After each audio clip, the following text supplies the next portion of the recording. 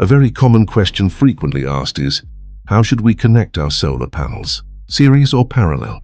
Which one wins? The answer determines your system's power and performance. Let's look at series. Think of it like a chain of batteries. We connect positive to negative. The voltage adds up.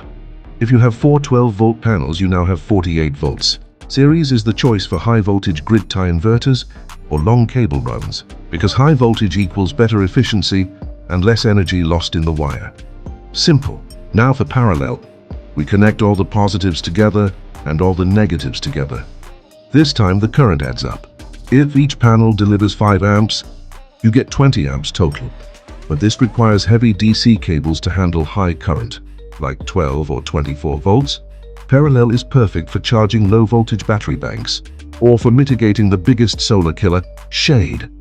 If one panel in series is shaded, the whole string suffers. In parallel, only the shaded panel loses power.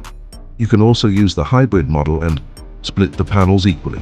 First connect them in series, and then connect the 2 groups of panels in parallel. This will require less heavy wires. Save this reel, choose wisely, and subscribe us for more informative videos.